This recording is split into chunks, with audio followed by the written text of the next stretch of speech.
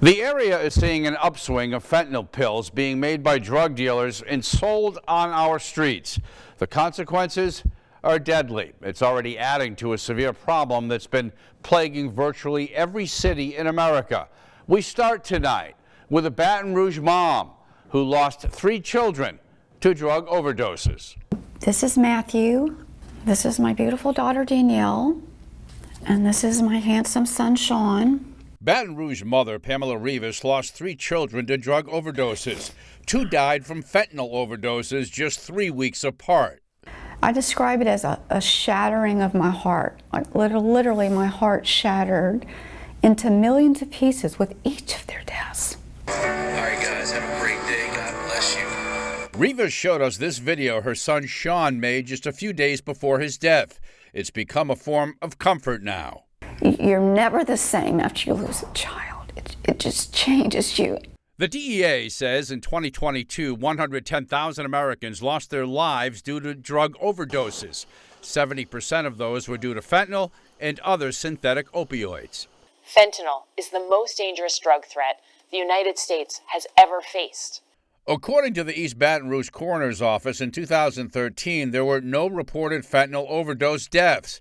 Fast forward 10 years later in 2023, there were 289 overdoses, 243 involved fentanyl. According to East Baton Rouge District Attorney Hillar Moore, drug dealers are now making fentanyl pills.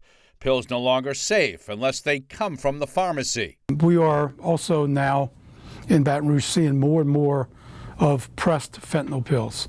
That is in the form of a pill, which looks like any other type of drug that you may take for a legitimate prescribed reason, and that's extremely scary. Moore says it's very hard to prosecute drug dealers on murder charges. We have to show with knowledge and intent, and that the actual drugs that the person who died took were exactly from that person. A new law that took effect in August implements stiffer penalties for those convicted of selling fentanyl-laced drugs. Just was enacted, so those cases haven't made it through the system yet.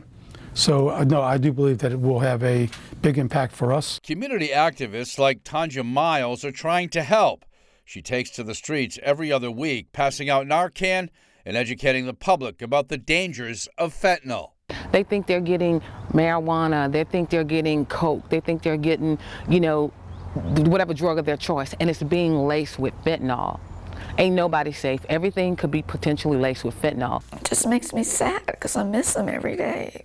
Rivas has now devoted much of her time talking to lawmakers and community leaders, asking them not to give up the fight against the worst drug epidemic ever to hit our streets.